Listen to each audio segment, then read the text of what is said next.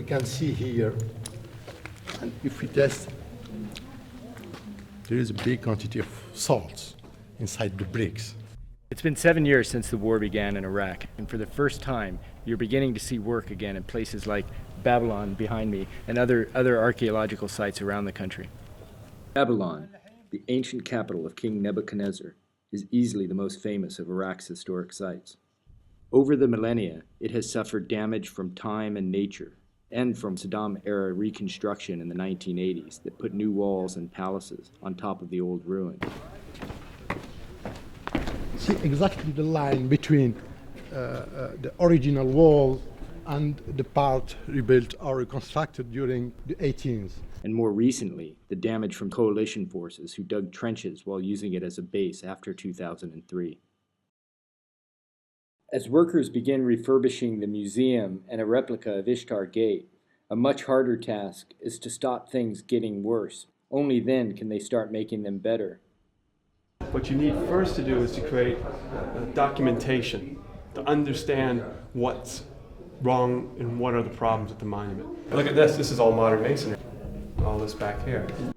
The World Monuments Fund completed a survey and last month received $2 million from the United States government to begin restoration work. In this guidebook from the 1980s, we have a picture before the restoration work during the Saddam period. And so what you see in the background here are the reconstructed bays and crenellations of the processional way as envisioned by the people within the Antiquities Department in the 1980s.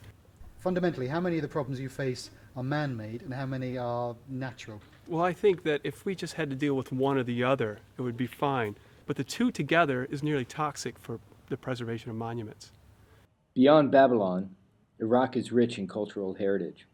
According to tradition, Old Testament prophets are buried here. In Kirkuk, Daniel.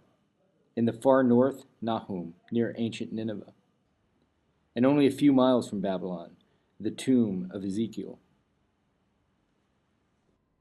In Kifl, a minaret is being restored.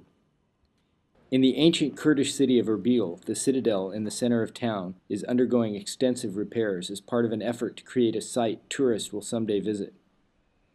Not far from Baghdad, the ancient palace in Ctesiphon is in danger of falling down. This site fell down at 1887 AD. And is it in danger of falling now? We think it's very dangerous. We found many bricks fall down from the arch, from the top. West of Baghdad is a ziggurat, Akar Kuf, that's as old as what you see in Babylon today. For the first time in years, people feel safe to visit again. Egypt has been benefiting from its ruins for 50 years. Why can't we benefit from our history? Iraqi officials want more visitors at places like Babylon. They hope to make it a UNESCO World Heritage Site. That may mean undoing some of Saddam Hussein's renovations in the 1980s. The fundamental point is the authenticity and the integrity of the monument in Babylon. So we are obliged in the conservation plan to remove part of the buildings which was reconstructed and restored in 1980.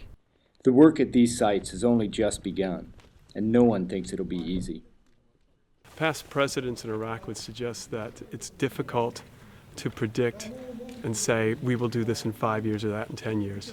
To do that would be somewhat naive. At the same time, we're going to try our best with the circumstances given us to produce results here